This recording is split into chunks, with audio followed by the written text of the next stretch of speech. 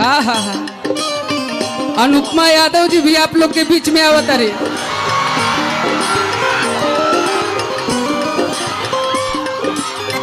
अच्छा गाना सुनबा ना उनकर, हम हो गायब का यही लाइल बड़ा तोहनी। श्री भगवान रउआ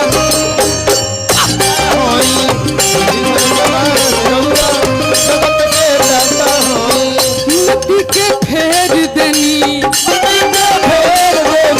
विपत्ति के टेर देनी, करिका बखान रहुआ, करिका बखान रहुआ तो जगत के दाता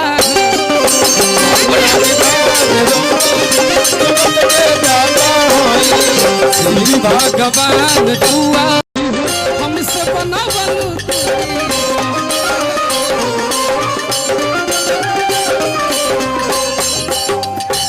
आज चल गईलू छल तकैलू, आज चल गईलू छल तकैलू,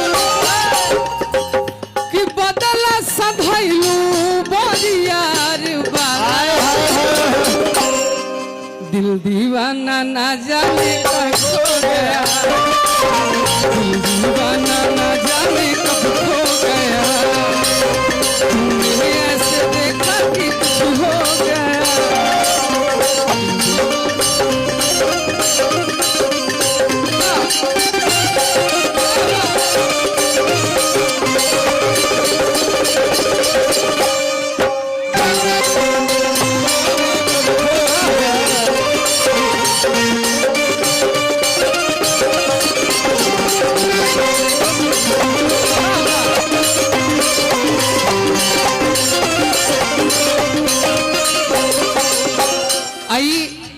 आप लोग सबके गौर करे के बाद आई बात में थोड़ा, हाँ भाई, कि बट जन जन के आवाज,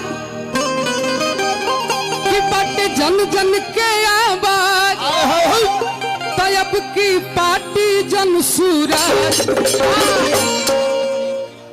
डांस ठीक बा ठीक बा।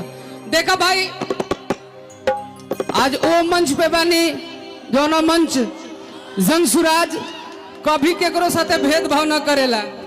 भाई कहता कि हम डांस करब तो तू जन सूरज के गाना पर डांस कर, कि बाटे जन जन के आवाज, कि अब की पार्टी जन सूरज बदल के, अरे आगाज बदली हो तैन के रात।